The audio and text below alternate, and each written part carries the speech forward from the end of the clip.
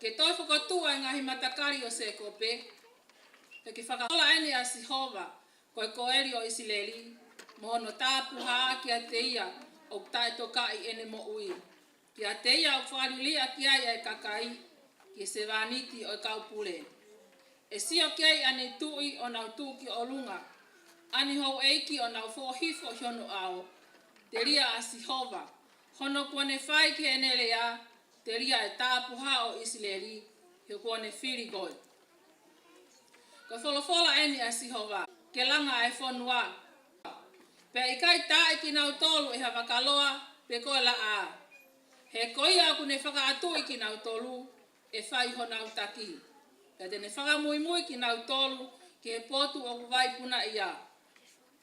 Pe te ungahi o ngahi mo unga kotoa pe ki halaanga. Pe ko ngahi hala tanu. Pe ko ngahi hala tanu e toi tanu hake. Inga ko e me he whonua o kausia ina. Pa mawawa ngahi langi. Pe atome e a mamani. Hiki tue a ngahi mo unga. Pe po whakamana wahake e Sihova hono kakai. Kone whakaatu isi ene kautaere ki nā. Kau pehe e saione. Kuori aki au e Sihova. Te ko ngalo au ia atonai. E mangalo ko a i he whine motu a ene tamasike i huhu. Ke oua tene whakaatu ia e tama hono manawa. Talatu. Kane mangalo e whahinga ko ia. Kai mangalo ko e ia te au. Wakai ko tāko i hoko awhini ma. O kwhi au mau pē mo au. Kong ahi a. O kwave mai ho whanau. Pea hū ki tua mea te koe. Aki nau tolu na e mau koe o whakalusa. Ko ngata ngai a le soni. O te kāpekina e eki. Amen.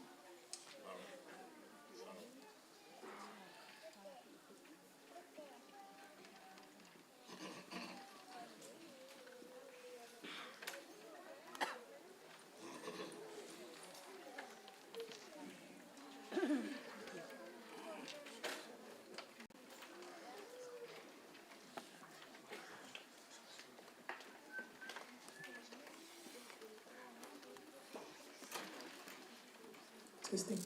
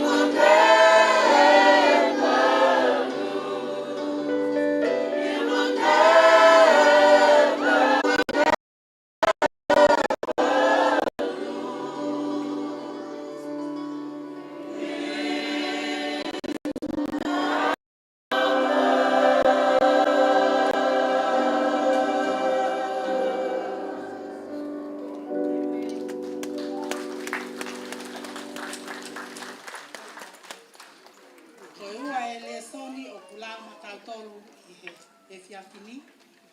O kuto'o ia me he ulake i seri a Paula ke kakai Kolinto. Ulake i seri a Paula ke kakai Kolinto.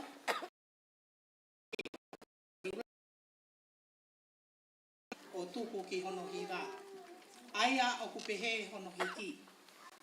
Tu ki maua a Paula koe apostolo a sisu kalaisi. I he ui ki he lakanga ko ia. I he tuutuungi ai otua. Pea mo si ka inga ko sostene. Koe matohi ke siasi ai otua. Ai kakai na e whakatapu maana i a kalaisi sisu. Ai siasi i Korinto. Ai kakai ne whakaului ki he whahinga tapu. Pea ilonga hapotu o o moutolu mo ki maua.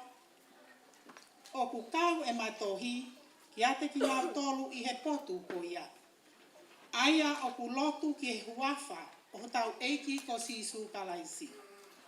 Ofa ke mo mao ke lesi mo i fie maalie me he otua ko i tau tamai. Mo eiki ko sisu kalaisi. O kou whakateta i maupe ki hoku otua i a te ki moutolu.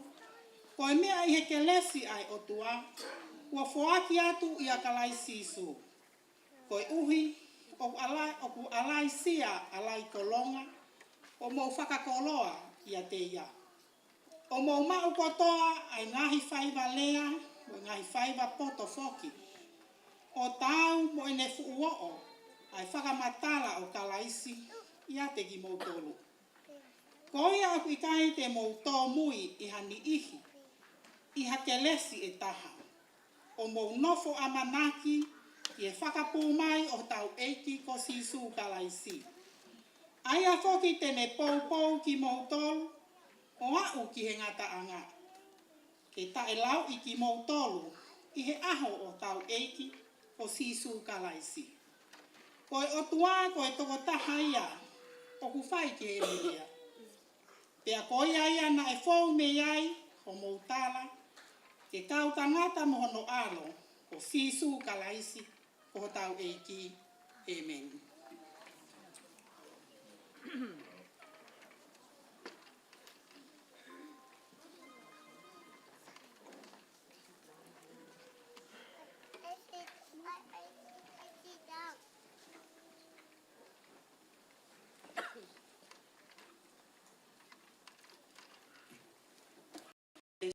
Osi e lau ma ki tau tolu i hoi vesi, o tuku ki he whango fulu maua o e konga. Sione vahe uruaki, vesi wahiva, ki he whaua, ai au pehe whakarea. Koe aho na ana wheholoi, na ne sio ki a sisu o hau ki a te ia. Pea ne pehe, wakai koe na ai lami ai o tua, ai au kune ave ai angahala a maamani. Ko e nia ai toko taha ni urea ki ai. O mui mai ha tangata, ai a kone laka o mu ai a te au. Ilo ia e au.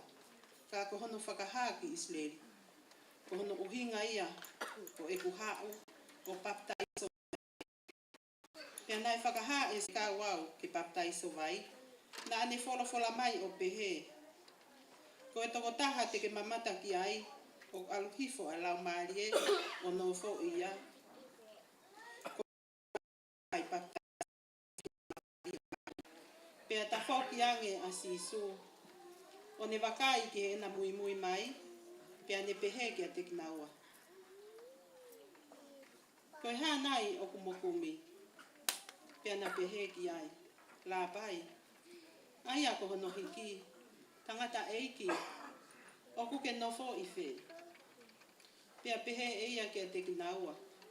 Moomi, ka mosio ki ai. Ko ia na anao o mamata ki he potu na ane nofo ai. O nao no nofo mo ia.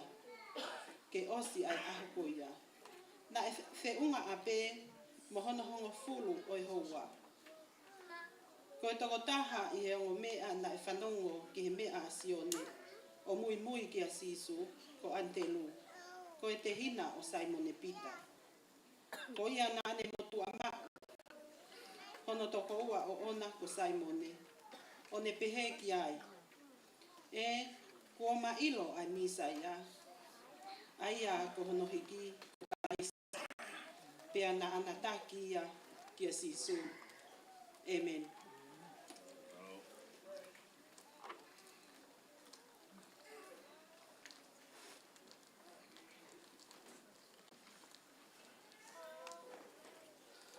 Kole ke u kufanga he whakatapu, kai tupe mua ke u talangofua, ke o Faifekau, me polo kalama o e whiafkoeni. O whatongia o whainasa kia o e whiafini, ke whai haki lea taritai. Pea e he koe nou ta hape te u whainga, ke whakakatoa e whatongia koeni. E huawha o e tamai, mo alo mo lamare maanoni, o ko mau taritai lele ai taha kutoa pe, ke hua whatau e ki e whiawhini. Koe maulo tū ia, ke hoa kutoa pe. Ko hanga e ke o whangofua ki tau tōnu, ki tau e marmalo e whare koe. For the non-Tongan speakers, we welcome for the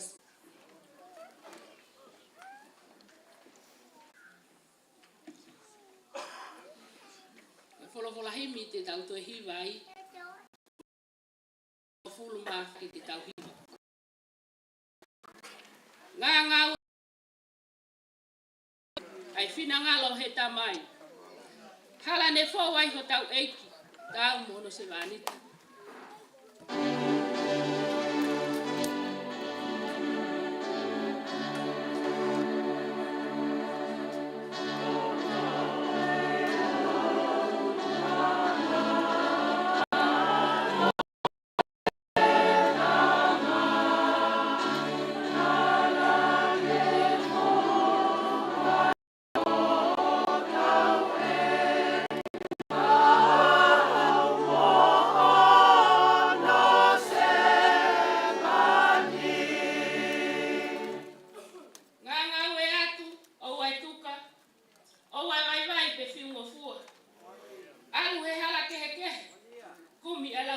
he.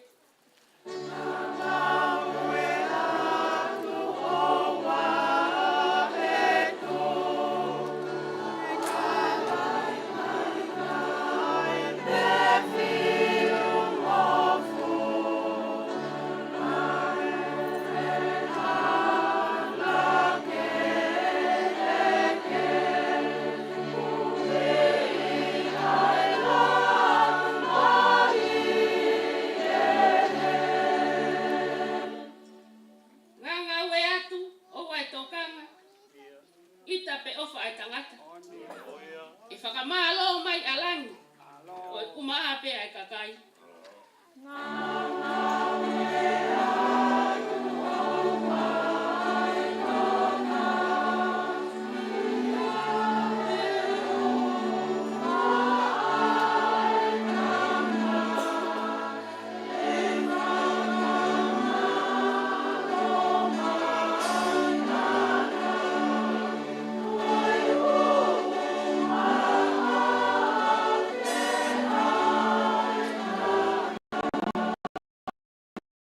Osi.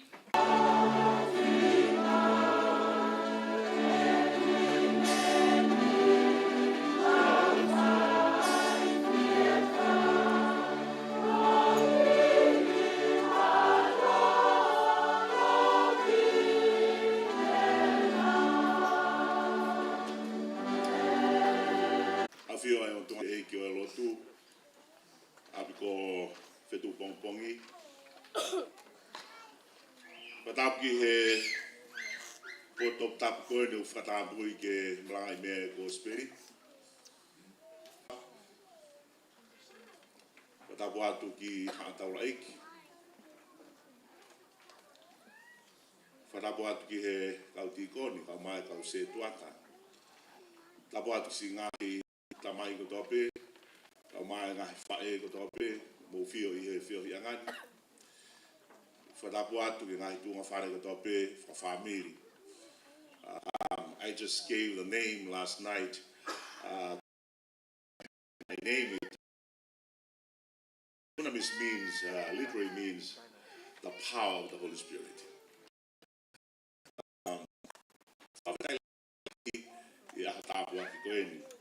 Ki mua ke u whakawa tatau ki wahewahe pe me wholofola.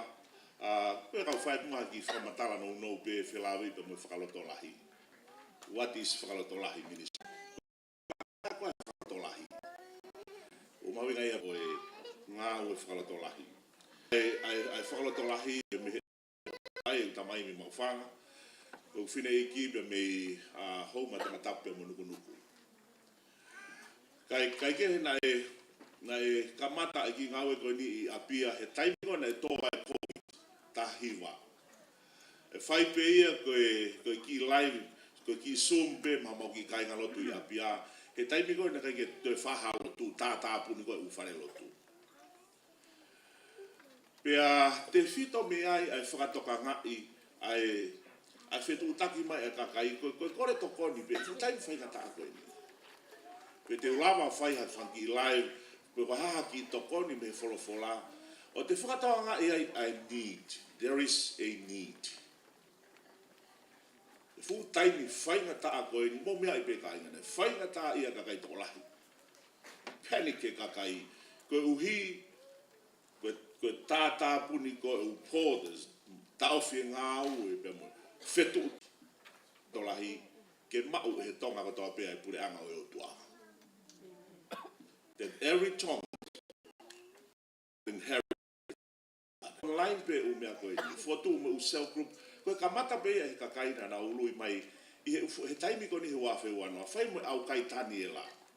Mea he tolahi ne si kau kiai, au kai tani e la, lolo tangi ki o tua he lotu mo au kai.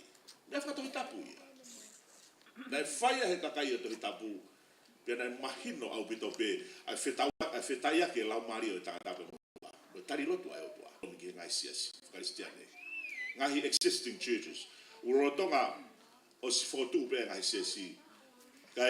Ka ke hoko mua e ngai group whaloto lahi, he ngai whetu unau iai, ke nau tokoni ki he ngai siasi. Ua e ngai ministry tawa taina, para churches. Ebe koe ni, koe navigators in Itong. Tokoni lahi a ministry a navigator Faifekau Paula Taufa. Ki hana discipleship o ngai o tau tūru tato ke kua ngau tiklai o biang tope. Tau te fito. Worldwide. O lere atu ki Amerika i sune tau ko. Taki toi hatahai things mo umea katoa. E wiki toi hatahai hau helotu. Koe whuka i longa o kuiai ai mea koko o tau mamani. Ia ue ke loto whare ngai sias whakaristiani. I longa i chaos. E mea wau whai he te volo o tau mamani. Ia e mea lalahe ua mawhasia ki ahu loto. Uhinga o whai whakaloto lahi. Ulu aki koe tupu to lahi koe couch. Maade whehu me ka hau ko haa couch ko usiasi ta tui. Olo aki peko ngai sias whakaristiani. E ngai sias whakaristiani. Ka pau e tānaka atoa e ngahi kauti i tonga mahalo pesete fitu noa population o kauti i tonga. I tonga pe.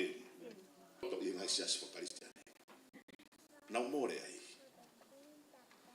Taha i wahe mua karistiani pe. Tau tu o whai ha mea. Ko hono ua ko whakaututu o mea ko yanga hala i he whonua. Ko tau maa mo ene afio tu pono. Ene tautou kore ke ngai siasi pa mo whonua. Mo unu mai ke tau ngā whataha. Hufi e whare area tabune. Ke trucks. Tau o si mo si umate anga. Fu mahu inga lahe tau whanau me tau tautu. O tui u ton ke target ke iaha whahinga target makehe. Ai u ministry peko ngai siasi ki he tau whanau pe mo youth. O bombarded now do he technology but mea kehe o kua ngā ake ngā mui ke he whakaaua e te volo e tau whanau. Ko ki tānoa pe ko hinga e whakaratorahi. Ke tokoni ke ngahi accessing churches ke whaiha ngā ue ki no tau ngahi whonua. Ke whakahauwhi pe me he mate no malai e Tangata. Na tau mau e pure anga o tua. Whaoski o ki Malanga. Ves Malanga, pakai, o tāgo i hoku awhini maha. O whe awa pe wau. Ko ho mahu inga ki he otua, ko ho mahu inga ki he otua. And speakers, our key verse for the day is taken from the book of Isaiah, chapter 49. Comments reading from key verse 14 to 16. The Lord has forsaken me, my Lord. Can a woman forget her nursing child, that she should have no compassion on the son of her womb? Even this may forget, yet I will not forget you. Verse 16, behold, I have engraved you on the palm of my hands. Your walls are continually before me. My theme, our significance to God.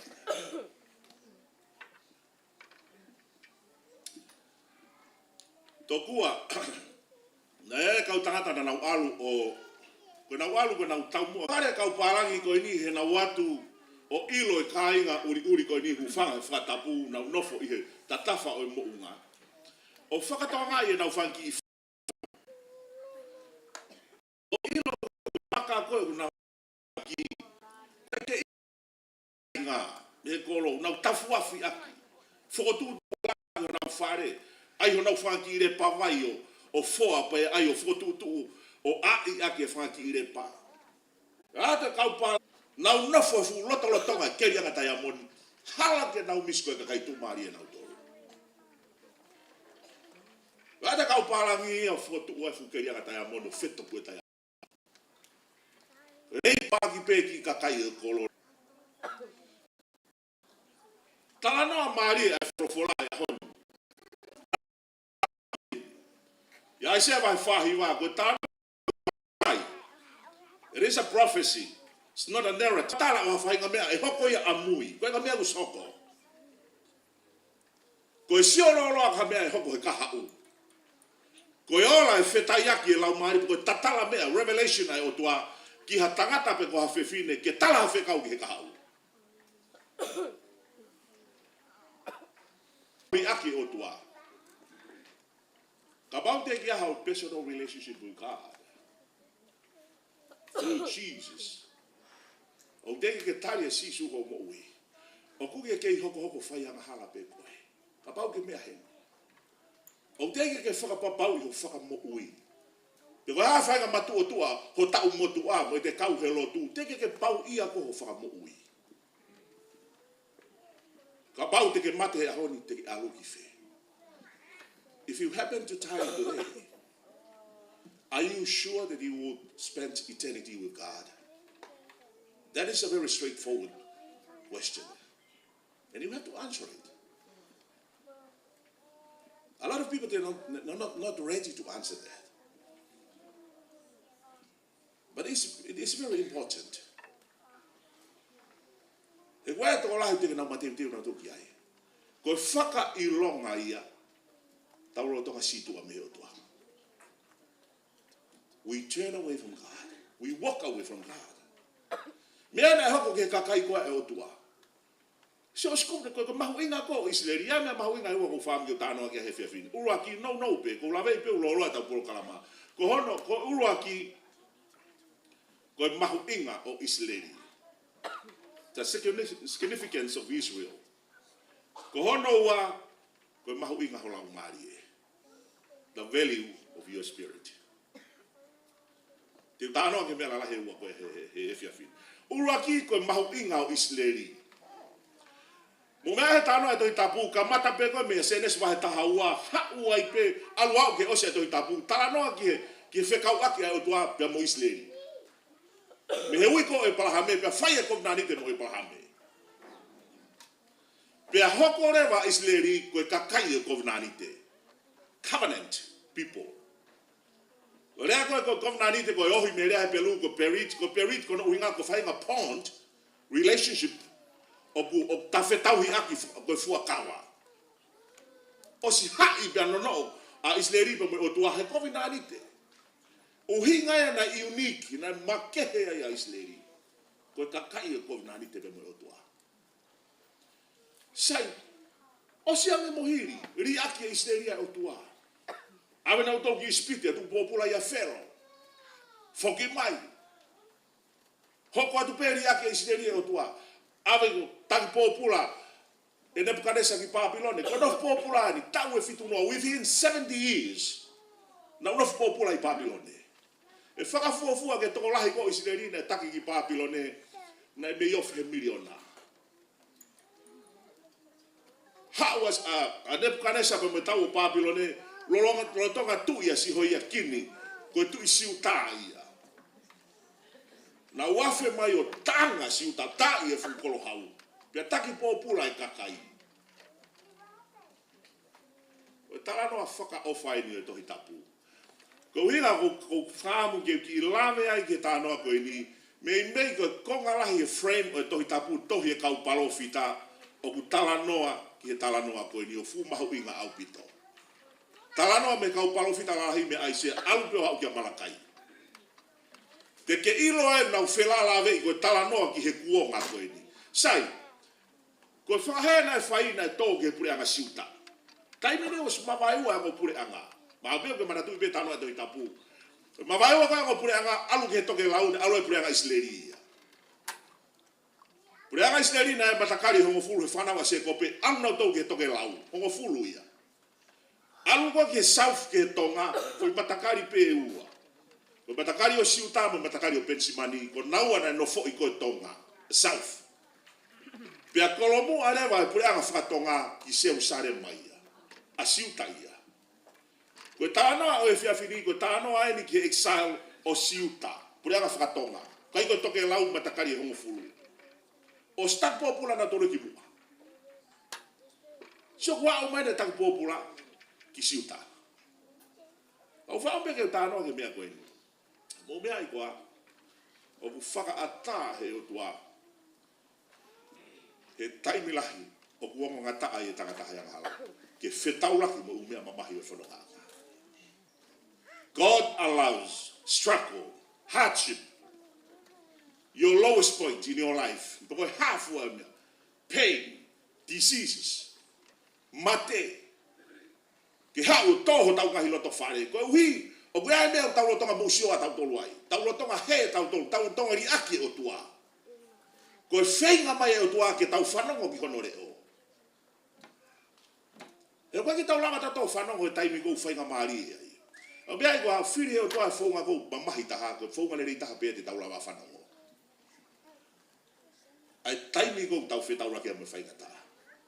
We managed to listen to God. Sio ke COVID e tau tānau he COVID. How e ai kamata ko ke I longa ko ai lere e kakai ke umea whakalotu. Whakasio uwhangi umea whakalotu I he social media. O tānoa o e whiawhini ko mahu inga ia peke vahe mo tau tolu. Ko tānoa ki he mahu inga o Isleri ke o tua. Ka koe ki rea henu ko mahu inga ia I ka inga ke vahe mo tau tolu. Na e whakakau e kakai ia uri aki nau toho nau otua. O whaambeko whai te whehu I koe ni. Whai aha taimi o ke whetaurake au mua whahinga mea. And you question God.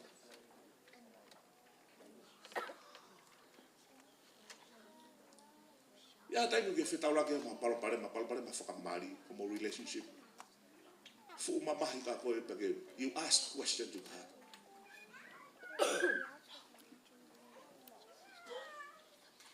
Fair more a ngā ue. Fair relationship issues. Fair taimi koe tala mai ha toke tā, koe o laho medical certificate, toi peho mahina tā o mo ui. You only have to live 1 month or 1 week. We have time to get puaki ai. Mahalo pe ke puaki ho motu, but deep inside your heart and your mind, you ask question to God. Why me, Lord? Mahalo pe tau fa ask, tau fa fehui ko ia. Te tānoa ke tānoa ko ni ko fehui ne kakai chosen people of God. How long we are forsaken? Hafu oloa hono whakamahi I mautohe ni Papirone. Ka pau ko kakai whiri mautolu, ai o tua. E tari maari e tari koe ahoni. E tari a palofika. Whanau me kau tō te lau te vestafa, mo tani mau tahana. Ka pe saione ko ri aki au e sihowa, po ko ngalo au I ato nai. Ko tari e vestani ma. E mangalo koa I he whine mo tua ene tamasi ke huhu. Ke oua tene whakaatu I e tama no manawa. Talatu ka ne mangalo e whahinga ko ia. Hei kai mangalo ko ia te au. I love the metaphor that Isaiah uses. Ke tari e whihu I Isleri. Taranga e o tuaga Isaiah. Taranga Isleri. E lava ke ngalo koe. A koe na whanau I koe. Au kufoha. Au kua whiwhine. Au koe whae na kua whanau I koe. E anga whiwhi. Hao ngalo me te au. Beautiful. Ia e taimi lahi tau he tau tolu he whiri ho tau lota. Ko hae whainga mea tau. Vai hala ke tau whiri ke tau whauai. He tau mo. Taranoa ke tohi tapu e taranoa ke keres ai o tua. His grace is always sufficient. Always enough. Regardless of who we are, what we pursue in life. E taranoa ke ofalahi ai o tua. Turi muipe. Komi pe. Ia ua Isleri ke tua na fuapula pa whakaukau e kakai uri aki na tohna ua tua. But no. Ila ves whasi ves taha noko vesi au. O kulale ko kulau maria tangi o tua. O sihanga wakai ko tā ko I hoku awhini maa. I engrave you in the palm of my hands. What a blessings. Nā o sihanga o tā tongi mo tolu I hoku awhini maa. Ila rea ko engrave you. Ko taimi ko ku kohi a ke maha fuka mea po tutu o te hanga ka pau ka fuko ngā maka o te tā ke tutu o maka tongi ke ilonga ha imisi. You engrave it. Sio ke tano a koe ke loloto koe whakaukau. Tānge he o tua ki se tala ki sleri. I engrave you in the palm of my hands.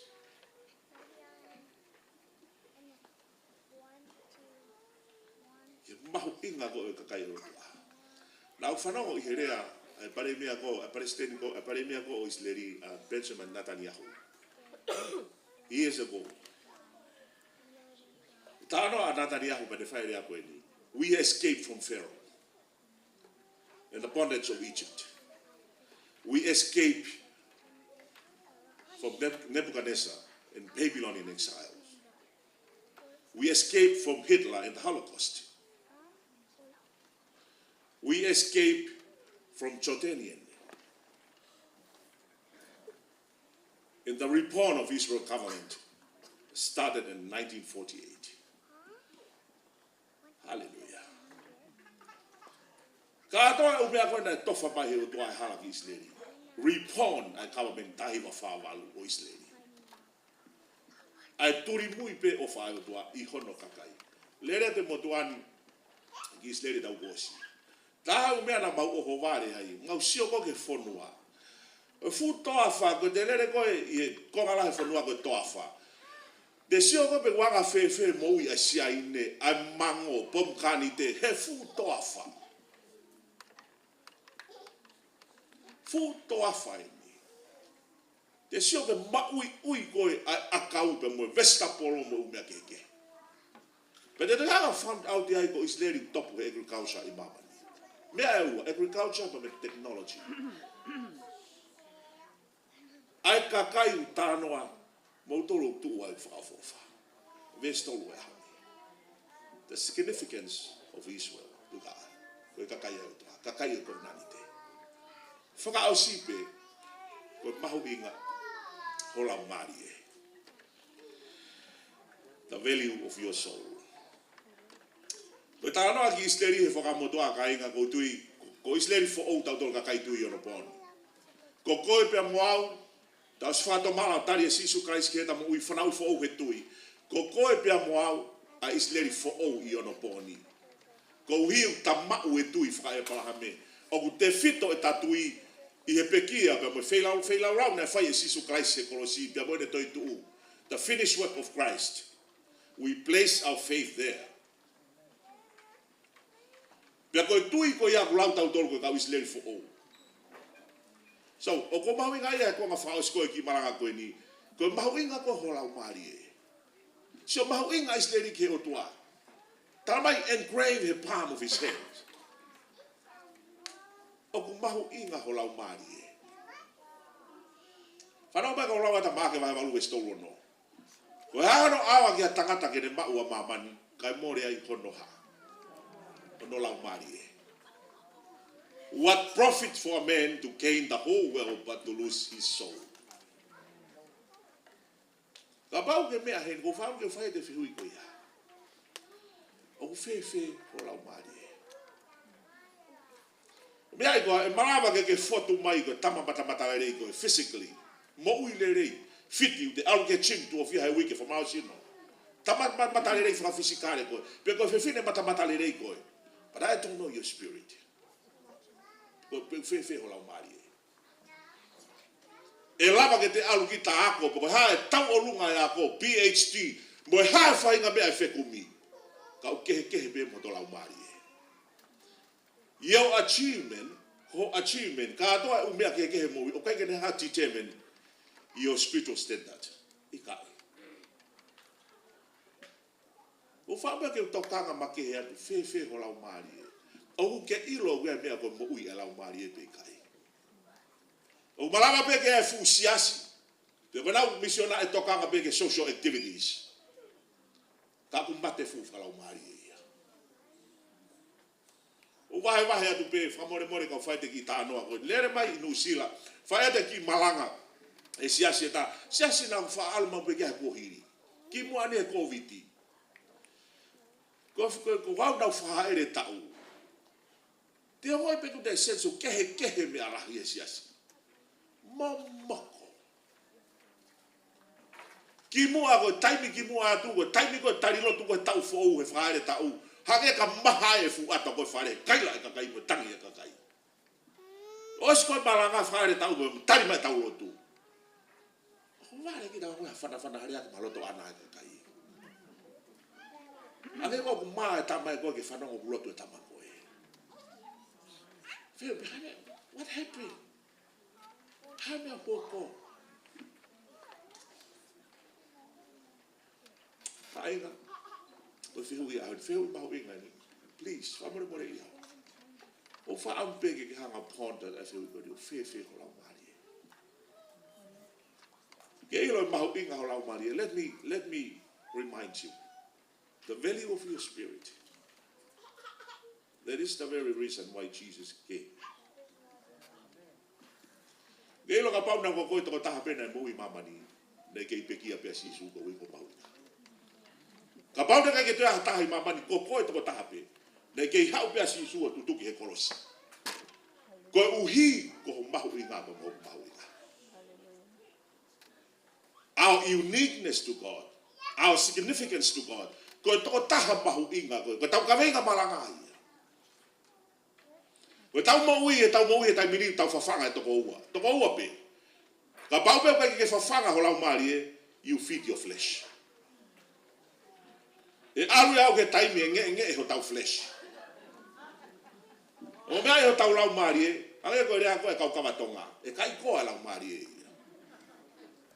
Ba mo fasi o fufa fatabu fa ki kau re ka ko fasmana ba. Koe ke nau lau malnutrition kids. E pehe ho tau lau mari. E hange ha whaki kau reka malnutrition. E sio ke whakaofa koe. E tau mo ui. O whaampege, I wanted to put in front of us today. Think about the spirit. Think about it seriously. O whewhe ho lau mari e. Taimi lai ko tau mo ui ko feed pe our flesh. Hei kai te ke lava koe, o utu ai mea lere o utu pensine utu a katiso. Mau ia. Ke ila mea lau mari e, whawhanga pe lau mari e. Pau ke te uhu ki taki he. Every day on a daily basis. Ma pau ke whanga amu ke to hoko ko tō taha maui ui e mo ui whalau mari e. Your relationship with God. Your fellowship with God. It is very important to maintain that momentum on a daily basis. Your walk with God. O fu mahu inga aupito. Sia takai ko tau mamani social media. Sia mate a kakai. Ko whea ui ben. Aure kakai ki whea. Whea ui mahu inga ia. Ko au ko Faifekau. E mawhasia hapulo tō. Ka mate mai au sipi. Baka ke wilo pe waru ki whea. Taha ia mea mawhasia hapulo tō. O whaka amu ke ilo.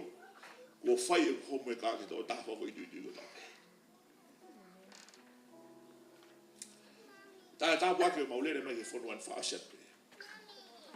Maulere mai ke whonuan, maunofo matoko nofo lo pei motu. Pea taulahi ngā weko nofo motu lo pei haamoa, tau eono haamoa, tau ni mai fisi. Ko nofo lo pei tonga. Si kia whai ngā maari e ke ngā. I just want to remind you our theme. You are significance to God. That is why Jesus died, came and incarnate on the mansion, and died and rose again. The reason for the season, because of our significance. Your soul to gain. I invite you, friends, please, I invite you. If you sit there, about the mea hena, o ke mahu inga ia ho lau mari e, to gain, e ke mahu e mo i Tangata. I invite you, please come forward. About ke whia mahu ke whai e laka ko he tui, o te ke pau ia ko whakamu ui. O ke whia mahu ke realign your family, realign your personal walk with God, reroute ho mo ui he tauni. Tau for open 2023. I invite you to come forward to the altar. O ata. Ko kore ke kau iwa. Tata mai mo tau ki iwa whamu kore. O whawhi hataha pe, o ke mea hena. Le whanau ke message o pōni, o kulawe ko lau maari e. Don't care about others, what others thinking of you. Just come. Come and make that commitment to the Lord. Whawhi tai ke iki, malo siso. Ke wape minit pe nima. Ko koe pe me o tua whakapapau tāno a moholoto. E whaamu ko e aho taha nima. O Sanuari wafe taha nima is a milestone. That I take that step of faith and give my life to Jesus. Hallelujah. Thank you, Jesus. Please, if you want that message, about the frame, the frame como I masiso, frame watape, hatape, watamu ani, malo siso, malo siso.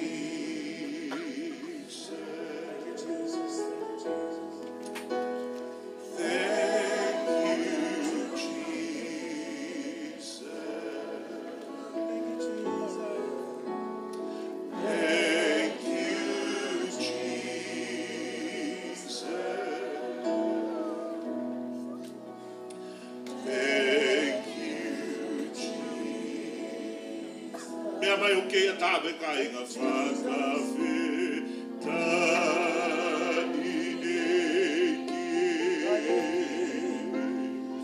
whakawhi tani eki whakawhi tani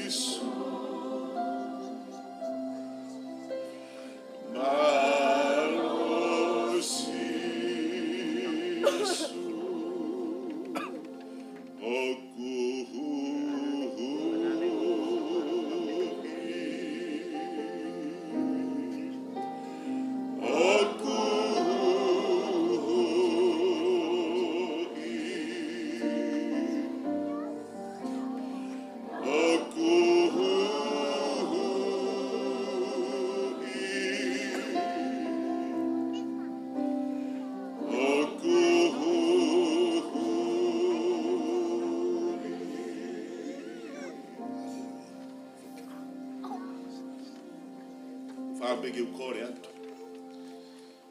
Ia kau Faifekau mo mea I loto whanena. Whamore more, mea mai moa ki tau. Ili whakinema si no tau whakatoko ua ka mai ngahi tō whawhine ko eni. Nau tuku pā ke whak e nau mo I ke eiki ke tau whaihaloto manau tō. Please, if you are pastor or deacon, New wine. You may come forward. We can lay hands. And those who commit their life to the Lord today and pray for them. O kore atu ka Faifekau, o se tuata, o whamore, mo bea mai mo. Tau hiri whakini mape, e nau tolo murui koe ni, e whai halotu ma nau tolo. Before we do that, ki mua pe tau whai ia. O kore atu ka koe o ki tui mua he ni. E angi mui mai ki te au, e tau laki whai e lotu tuku pā koe ni, koe lotu pe a au I he tui. Just say after me this prayer by faith. Your only prayer. Your prayer. Do it by faith, repeat it after me. Angi mui mai ka au he lotu koe ni ke te whai. Hiki ako ni matong matau ko lomi, whamore more. E sisu. Ko awen koe aha. O wha malo atu. Ho pekia he kolosi. Pea ke toi tu. Ke whamore more e kuangaha. O wou tu ulolo ka kato I ho au. Whakawātua e matapā hauloto. Haere mai sisu. Taloni I hokuloto. O wou tuku pā he ahoni. Te umui ke te koe. O au ki ngata anga e kumokui. O whai elo tuni he tui. I hoa wha sisu. Ko wha mui mau eki. Amen. Tupe ai, kore ki kau Faifekau. Tau lotu mua. Ma ki nau tolu koe. O nau si tu ui fuane. Tau lotu pia tari mai tau lotu. Whawhetai eki. Malo sisu. Aleluia. O kore ati loto whare more tau kau whatahe tari loto. Whawhetai kui ko sio tau whahinga koe. Nau whake nau tui mai eki. Malo sisu. Whawhetai eki. Malo sisu. Whawhetai eki.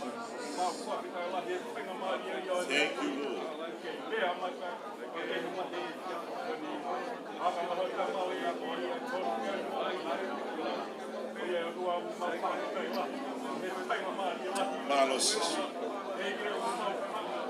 Whawhetai eki.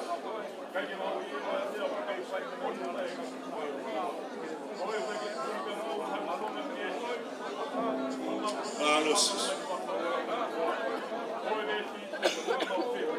Whawhetai eki.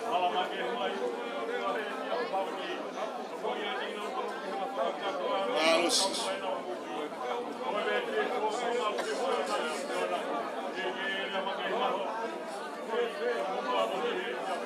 Whawhetai eki. Whawhetai eki. Malo sisu.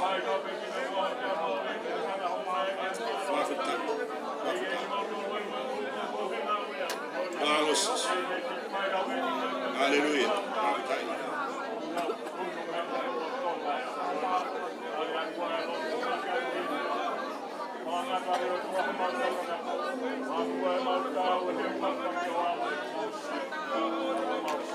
Malo sisu.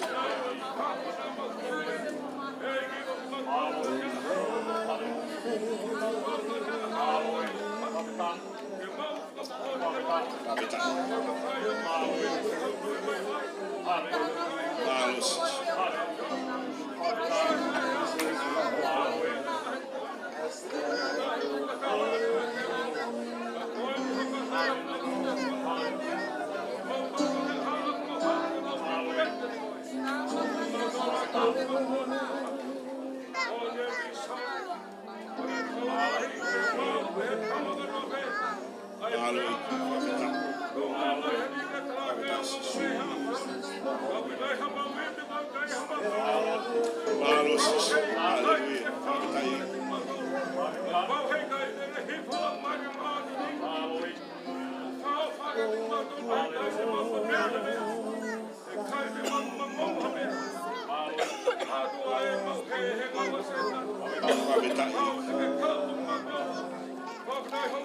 Hallelujah.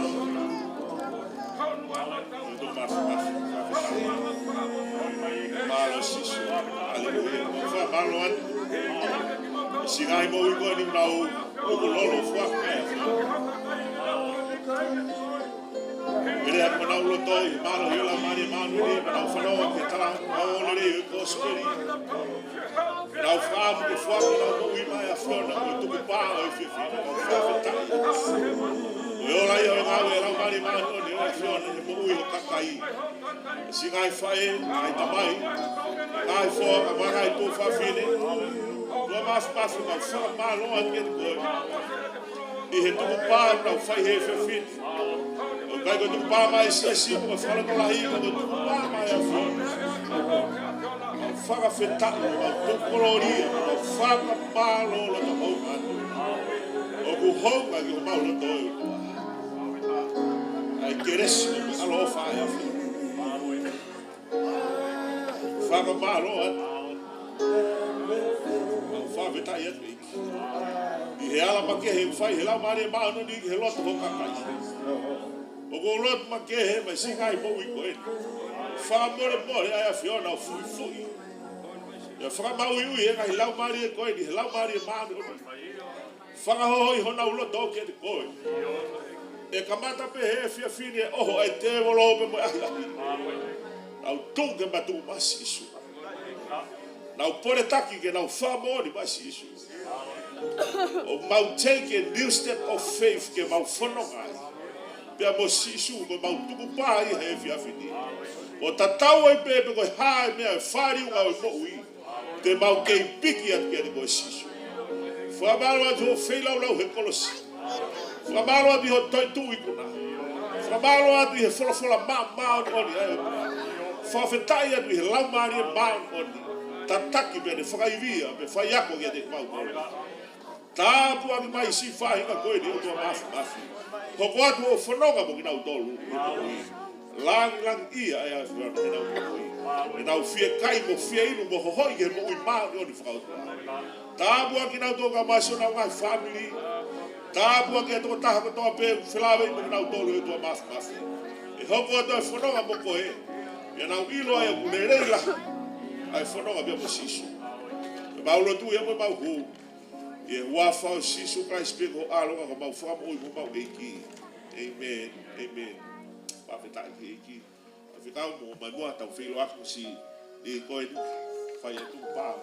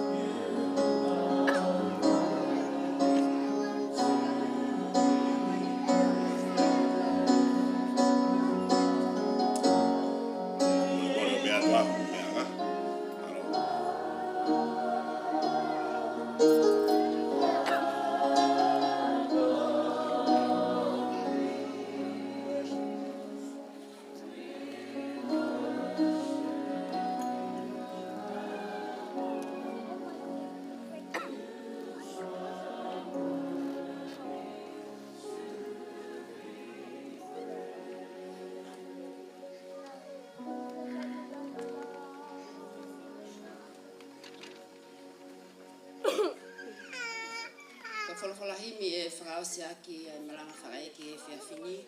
Ko e ono ngea ue himi mo whamolmole o mea ke alunga ke tauhiwa.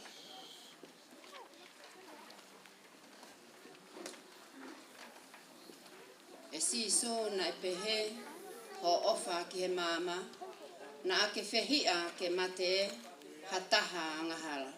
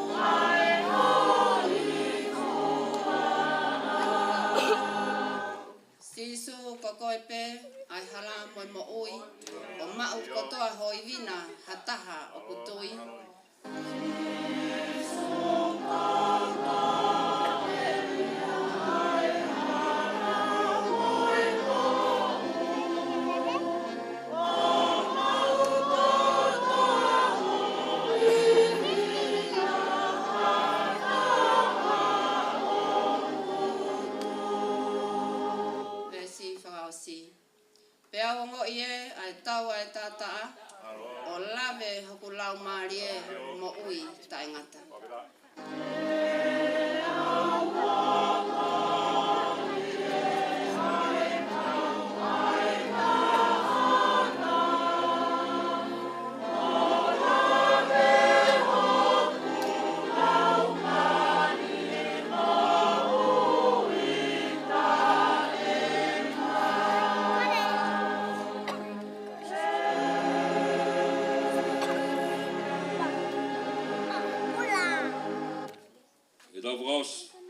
Ia ko eklesia I Gigo Sisu Christ.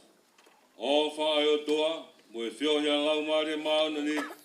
E te ki tau tolu honu ko toa pe. Whai pe o Tangata. Amen.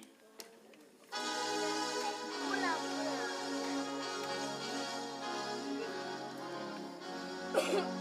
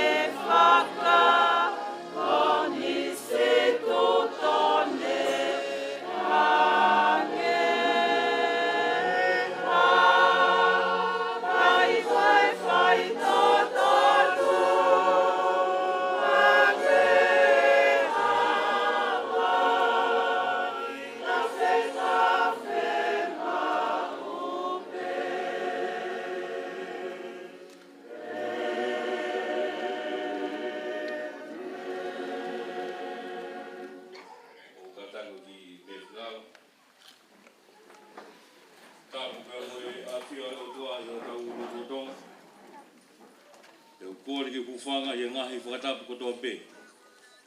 Ko osu hono au whaki, i ka mata anga e tau ngau e he whiwhinu. A tā mō ke whainga maari koe, ke whaia ha whakamalo, i he ngau e ko lawa he whiwhinu. Kua ke whakamalo whawhitai ke utoa,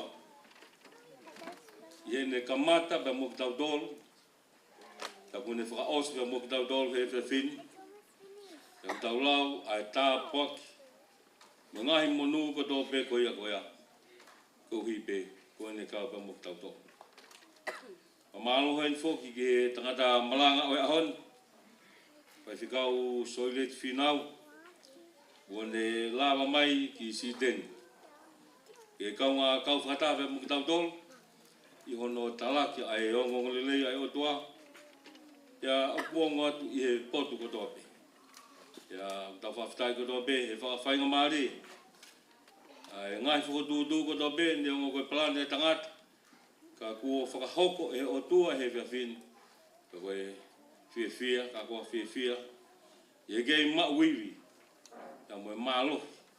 Kua whakia te o tua ka te koe. Ie hala whanonga o e tala aongo rerei. Ka moe visone. Ai whalotolahi. Ke mau e he tonga ko toa pe. Ai puri anga o e o tua. Ua e whakamalo tuheni. Ka te mō tolu ko toa pe ku mō lawa mai he whiwhini. O tau kau whakataha he pue. He rereki e whuka. Ka ko tau au he whiawh koen. O tau whiawhtai ko toa pe ki o tua. I he taki mua koene whai. Ko te hapari mōre atu pe. O mua te mō mawahe rewa. Ia ki militsi pe ke pine mātua tuna misi.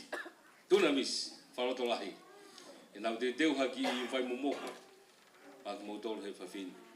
Nā plawe ko toa pe ai. Te wlewa Malanga ka taua. Mālo.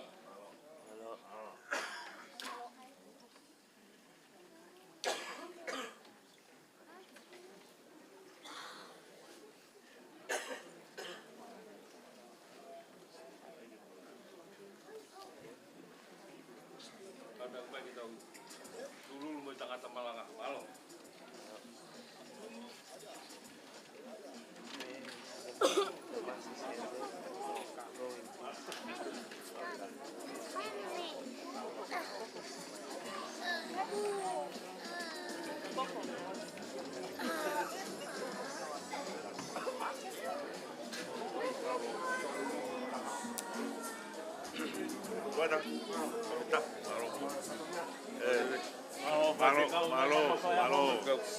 Malo.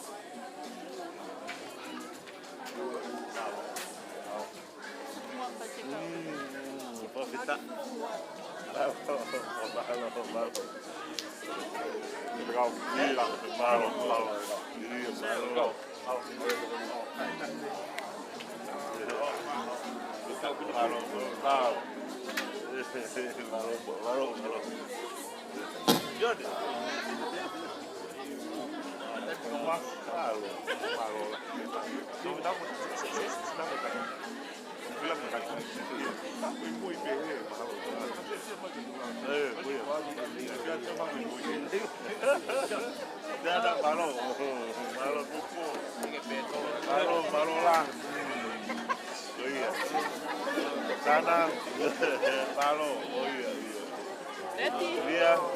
Kalau pulang mau tahu potongnya ya.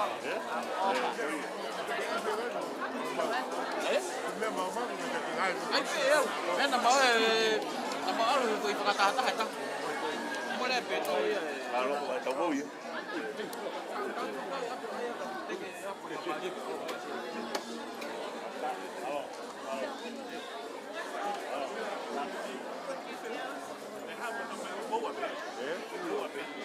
Finau. Oh, no, Malo lagi. Oh ya, wah begitu guys. Malo Maria.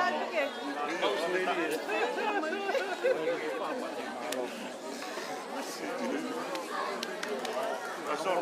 Oh, tentang aja. Apa sih? Betul.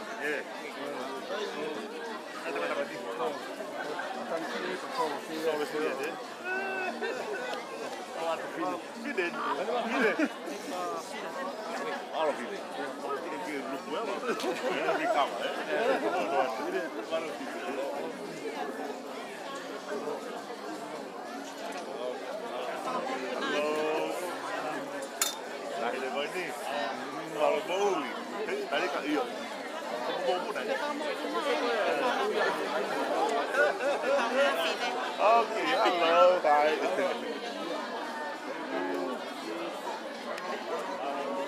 Saya malu lah. Batai, macamnya ini malu. Tahu bau ya, mau tanya. Ada apa? Eh?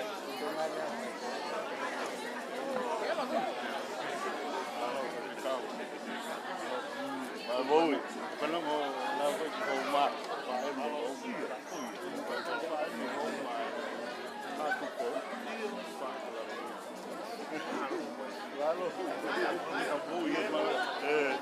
mau minta mamui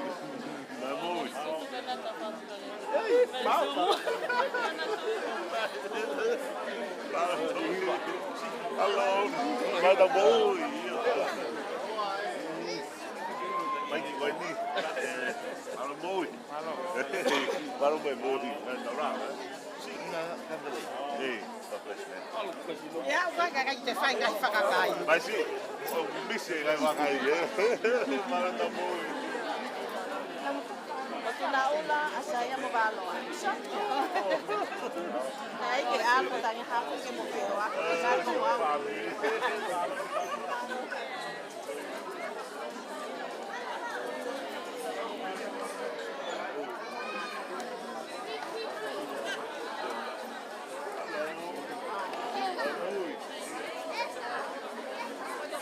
Soileti, I'm a problem.